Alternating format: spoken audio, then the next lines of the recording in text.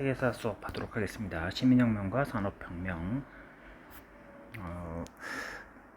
저번에 우리가 이제 프랑스 혁명 얘기를 했고, 오늘은 그 프랑스 혁명 이후에 등장한 빈 체제, 오스트리아의 수도 비엔에서 있었던 빈 체제를 하고, 그 빈 체제의 저항에서 나타난 자유주의와 민족주의의 확산. 그래서 프랑스의 7월 혁명, 2월 혁명, 우리가 흔히 아는 프랑스 대혁명 이후에도 그 나폴레옹이 있었고, 그 다음에 또 7월 혁명, 2월 혁명이라고 등장을 해요. 그 다음에 영국의 차티스트 운동 이런 걸 하게 될 거고, 남북전쟁은 저번에 했었고, 그리고 독일과 이탈리아 통일은 다음 시간에 하게 될 겁니다. 이런 자유주의의 확산으로 국민 국가가 발전한다, 이런 내용들이 나오게 될 거예요. 먼저 빈 체제. 빈 회의라는 곳에 빈 회의에서 시작돼서 빈 체제라고 부르는데, 프랑스 혁명 이전으로 회복을 하자는 거야. 프랑스 혁명에서 자유와 평등 이런 이념들이 많이 유럽 사회에 전파가 됐었죠. 그래서 그 프랑스 혁명 이전으로 회복하자. 즉 국왕들을 중심으로 한 옛날 체제로 돌아가자는 거죠. 당시 오스트리아의 수상이었던 메테르니히가 그 중심이 되었습니다. 메테르니히의 빈 회의에서 결정된 메테르니히의 빈 체제, 거기에 대한 저항, 자유주의 운동, 독일과 이탈리아를 중심으로 해서 자유주의 운동이 일어나게 됩니다. 독일하고 이탈리아는 이 나폴레옹이 여기에 황제가 되는 과정에서 이 나라들을 막 정복을 했었거든. 나폴레옹의 군대가 오면서 프랑스 혁명 이념들이 같이 들어와요. 혁명 이념이 전파가 됐어요, 이곳으로. 그것뿐만이 아니라 프랑스에 저항하는 과정에서 자국민들에 대한 단결심 이런 게 강해집니다. 그래서 자유주의 운동이 일어납니다. 이제 더 이상 돌아갈 수 없게 된 거지, 혁명 이념과 이런 거에서. 그리스의 독립. 오스만 제국의 지배를 받고 있었는데, 당시 그리스가 오스만의 지배를 받는데, 영국, 프랑스, 러시아 같은 나라들의 지원을 받으면서 오스만으로부터의 독립, 그리고 이건 저번에 했죠, 라틴 아메리카의 독립. 미국 대통령 멀로가 고립주의를 외치면서 아메리카 대륙에 건들지 마라, 그렇게 된 거고. 자, 다음에 유럽 각국의 자유주의와 민족주의 운동 나오는데, 우리가 하게 될 거는 7월 혁명, 6월 혁명, 차티스트 운동, 이 내용들이 중심이 됩니다. 그리고 그리스 동정제는 조금 전에 봤던 거고. 자, 프랑스의 7월 혁명과 2월 혁명 봅시다. 먼저 7월 혁명이에요. 나폴레옹의 몰락 이후에, 나폴레옹이 결국에는 패배했잖아, 유럽 연합에게. 나폴레옹의 그 황제가 끝나고 난 이후에 빈 체제에서 빈 회의 이후에 빈 회의가 열렸고, 그리고 여기서 결정이 뭐냐? 다시 혁명 이전으로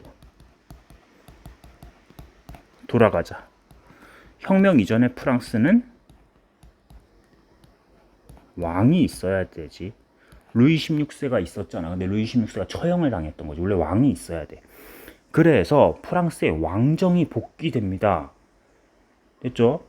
원래 프랑스는 왕국이었다가 혁명이 일어났고, 프랑스 혁명이 있었고, 뭐 통령 이런 정부가 하다가 나폴레옹이 황제가 되면서 제정이 됐었고, 황제정.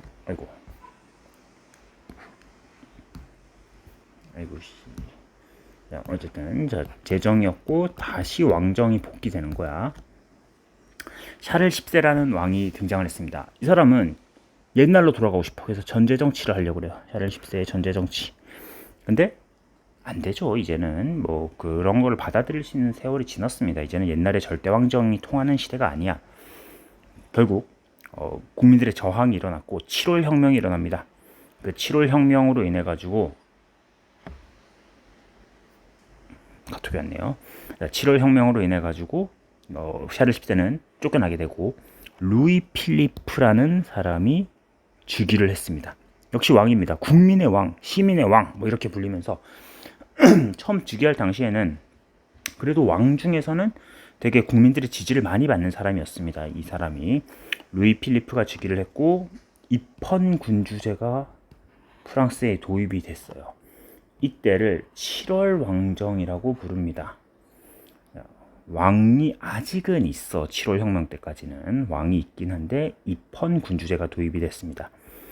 그 다음 2월 혁명은 여기서 루이 필리프가 국민들의 지지를 받아서 어쨌든 입헌 군주제에서 그 7월 왕정을 세웠는데, 이 사람은 그래도 국민들의 요구를 좀 받아들이려고 했습니다. 샤를 10세보다는 훨씬 나았어요. 샤를 10세는 완전 전제 정치를 하려고, 그리고 옛날로 복귀하려고 했다면, 루이 필리프는 좀 온건적인 개혁이죠. 좀 이해하기 쉽게 하려면은 온건 개혁을 하려고 했던 거야. 하지만 프랑스에는 아직도 혁명의 이념이 남아있고 사람들이 원하는 만큼의 변화가 일어나지 않은 거지.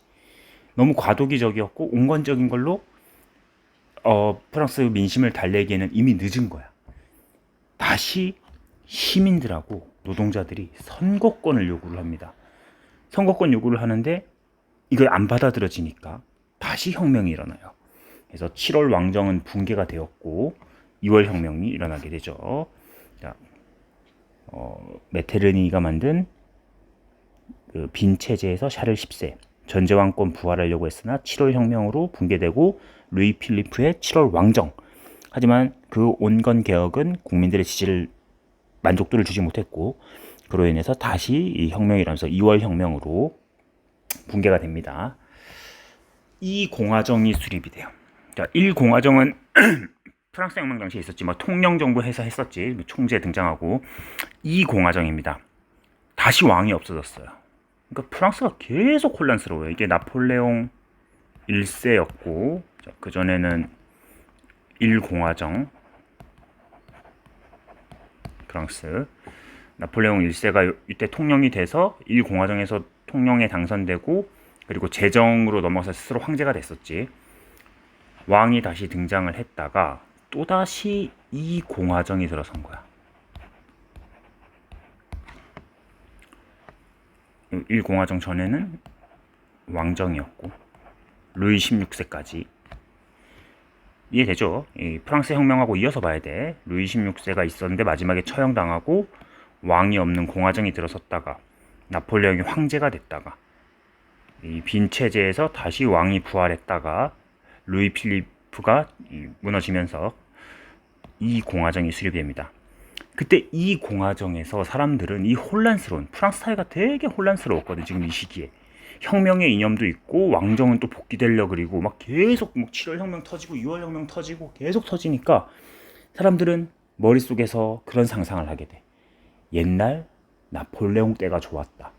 나폴레옹 1세 때 우리 프랑스가 전 유럽을 휩쓸고 유럽의 최강국이었는데 왜 이렇게 혼란스러워졌느냐, 그런 생각을 합니다. 나폴레옹 1세 때 싸움 정말 잘해서 유럽 다 먹었었잖아. 거의 영국만 빼고. 러시아는 뭐 나중에 다시 쳐들어갔다가 진 거니까 처음엔 러시아마저도 굴복시켰었거든. 그 정도로 잘 나갔던 프랑스가 왜 이렇게 됐을까 하면서 사람들은 나폴레옹을 그리워해.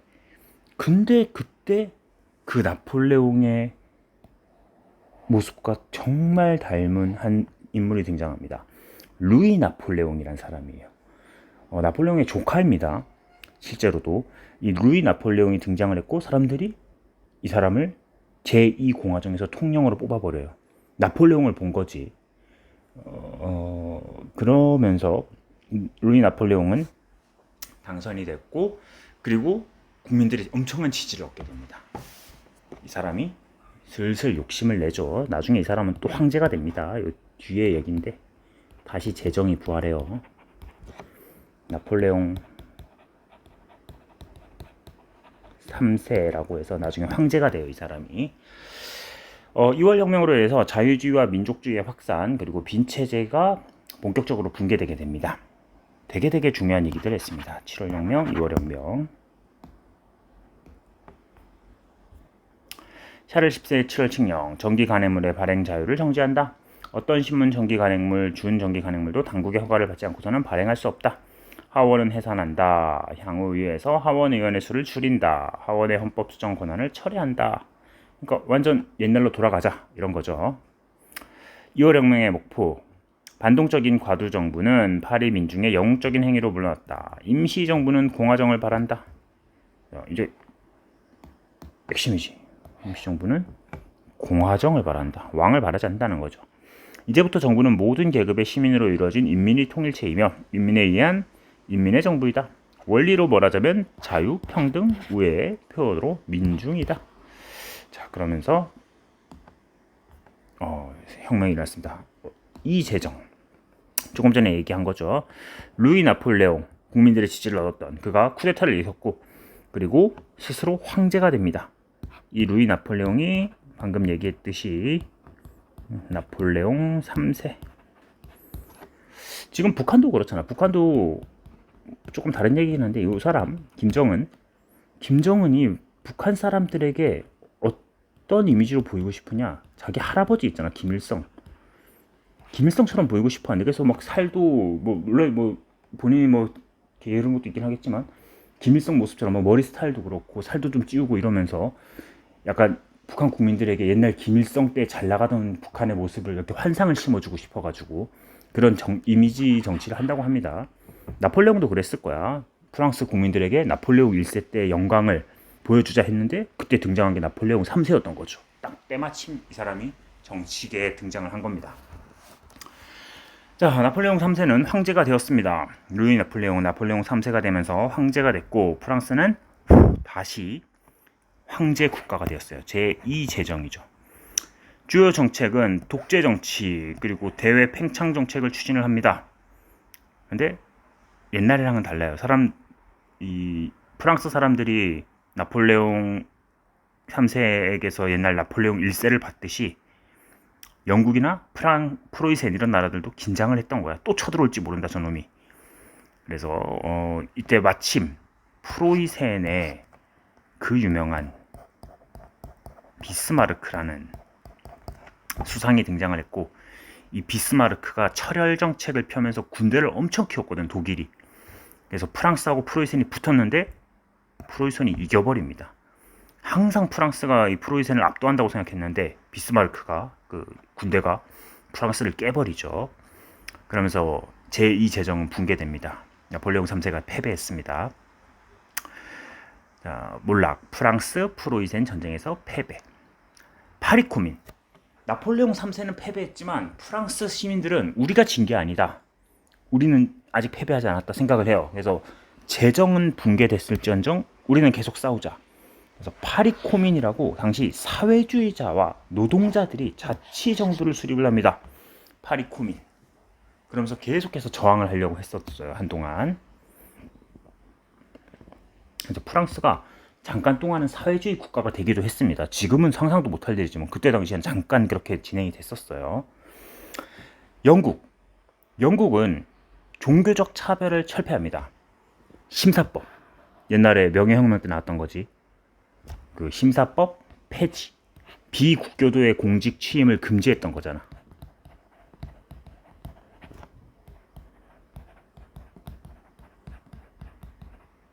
그치? 기억나죠? 요 비국교도의 공직 취임 금지했던 심사법 폐지. 가톨릭 해방법. 선거법 개정. 산업혁명 이후 인구의 도시 집중에서 여러 차례 선거법을 개정합니다. 특히 이때 차티스트 운동이 일어나는데 차티스트 운동은 뭐냐면 노동자들에게 투표권을 달라는 거야. 노동자들이 왜 우리는 투표권이 없냐? 그거 달라. 이런 운동이 일어납니다. 자유주의 경제정책 당시 곡물법, 항해법 기억나죠? 올리버 크로멜, 찰스 1세 쫓아냈던 그 크로멜이 만들었던 건데 이런 거 전부 다 폐지하고 이제 자유주의 경제, 공정거래하자 그렇게 바뀝니다. 왜냐면 영국이 산업혁명 있고 이러면서 이제는 압도할 만큼 잘 나가고 있었거든, 이때 당시에. 그러니까 굳이 보호무역 안 하고 자유주의 경제로 해도 다른 나라를 압도할 정도가 됐으니까 식민지도 많았고. 차티스트 운동과 영국의 선거법 개정. 차티스트 운동의 6개 요구사항. 21세 이상 모든 남자의 선거권 인정. 여성은 없죠. 그래서 차티스트 운동으로 남성만 투표권을 받아. 그렇게 되자 여성들의 투표권 달라고 나중에 이제 막 또 저항이 또 따로 있어요. 작년에 통합사회에서 아마 배웠을 겁니다. 그 영국 왕의 그 경주 대회, 그 경마 대회가 있었는데 거기서 영국 여성 한 명이 여성에도 투표권을 달라 하면서 그 영국 왕의 말 앞으로 뛰어들거든. 그래서 거기서 사고 나서 그 여성이 사망하는 사건이 벌어집니다. 그로 인해서 사람들이 여성의 투표권에 관심을 갖게 되는 뭐 그런 사건도 있어요. 유권자 보호를 위해 비밀투표제 진행, 하원 의원의 재산 자격 조항 폐지, 하원 의원에게 보수 지급 뭐 이런 것들이 쭉쭉쭉 나옵니다. 마지막 러시아입니다. 데카브리스트의 봉기. 러시아는 좀 유럽에서 볼 때, 서유럽에서 볼 때는 유럽의 변방 국가였어요. 좀 많이 좀 낙후됐습니다. 뭐 기술이나 뭐 정치 이런 면에서 좀 많이 낙후된 상황이었어요. 당시에 정치 면에서는 아직도 막 농노제가 있다던가 뭐 되게 낙후되어 있고, 그리고 전제 군주제. 러시아에서는 전제 군주제가 유지되고 있었거든. 러시아의 황제를 차르라고 하는데, 차르를 중심으로 해서 여전히 황제권이 강했고 농노제가 존재하는 유럽은 예전에 없어졌는데 그 정도로 낙후돼 있었습니다. 그러니까 러시아는 생각보다 되게 약해. 그나마 러시아를 지탱해주는 힘은 이 군사력이었어. 러시아의 막강한 군사력이 있어서 그나마 버티고 있었는데, 그 전제 군주제가 버티고 있었는데 이게 어떻게 붕괴되는지 봅시다. 자, 데카브리스트의 봉기. 입헌 군주제를 요구하면서 일어났던 이 데카브리스트의 봉기. 하지만 진압당하고 맙니다. 실패했어요.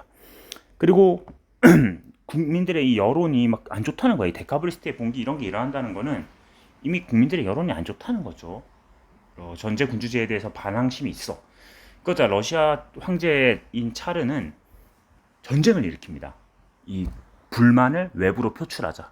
옛날 도요토미 히데요시가 조선 쳐들어왔던 것처럼 외부로 우리 쳐들어가서 외부의 적을 만들면 국민들의 불만이 해소될 것이다. 그래서 남하 정책을 펴니다. 그런데 이 남하 정책이 한 게 크림 전쟁인데, 여기서 영국에게 패배해버려요. 영국의 지원을 얻은 국가에게. 그러면서 발트해 진출에 실패합니다. 이렇게 되자 러시아가 그나마 버틸 수 있었던 건 아까 얘기했듯이 이 군사력 덕분이었는데, 이 군사력마저도 이제 믿을 게 못 되는 거야. 불만이 완전 폭발을 하기 시작합니다. 군사력마저도 약한 러시아. 근데 전제군주제가 있고 농노제가 있어. 너무 낙후됐어. 그러니까 사람들의 막 불만이 막 여기저기서 막 터져 나오는 거야. 그에 대해서 이 알렉산드르 2세라는 이 차르예요. 러시아의 황제는 농노 해방령을 내리면서 좀 받아들이려고 노력도 했습니다. 불만이 이제 표출되니까. 그리고 러시아의 지식인들이 분하로드 운동, 한국사에서 나왔었죠. 한국사에서 나왔던 그 분하로드 운동인데, 러시아가 원조죠. 러시아가 원조고 우리나라의 그 지식인들이 이 이름을 딴 거야. 농민 계몽을 통한 사회 변혁 운동. 이런 걸 일으킵니다. 한국사에서도 똑같았었지. 농촌 계몽 운동이었잖아. 하지만 그리고 분하로드 운동 일어나고 하면서 사람들의 인식이 점점 바뀌고 농노 해방령 일어나. 근데 좀 불만이 아까 루이 필리프 쫓겨나는 거랑 비슷해. 루이 필리프도 나름 개혁을 하려고 했지만 너무 늦었고 사람들의 불만이 이미 사소한 개혁으로는 해결이 안 될 정도로 이미 누적된 상태였는데 조금 열어준 것 뿐이었던 거지. 알렉산드르 2세도 마찬가지였어요. 농노 해방령 내리고 뭐 바꾸려고 했는데 이미 러시아 국민들의 불만은 거의 극에 달해 있어. 결국 암살당하고 맙니다. 이 차르가. 알렉산드르 2세가 암살당하고, 그 다음 왕은 알렉산드르 3세인데, 알렉산드르 3세는 전제 정치를 더욱 강화하려고 해요. 그러자 불만은 더 높아지겠죠. 안 그래도 불만 때문에 차르를 죽였는데 더 화가 나고, 차르 입장에서도 이것들이 감히 덤벼? 이렇게 되고 러시아가 극단적으로 가게 됩니다. 나중에 이제 러시아도 혁명이 일어나게 돼요. 러시아 혁명이라고 또 있습니다. 알렉산드르 2세의 농노 해방령. 농노는 적절한 시기에 자유로운 농민으로서의 모든 권리를 갖는다. 지주가 허락한다면 영구 사용권이 주어진 경지나 그 밖에 쓸모있는 땅도 개인 소유로 할 수 있다. 농노는 토지를 지주로부터 되사는 방법으로 지주에 대한 의무에서 벗어나 진정 자유로운 농민의 신분이 된다. 농노가 지주로부터 토지를 사들이는 가격은 얼마고 이러면서 이제 땅을 사서 자유농이 될 수 있다. 농노 해방령을 내리기도 했습니다. 자, 수고했습니다. 이제 추석도 지났고 수학여행도 갔다 왔고 우리 이제는 시험 기간입니다. 열심히 공부합시다. 수고했습니다.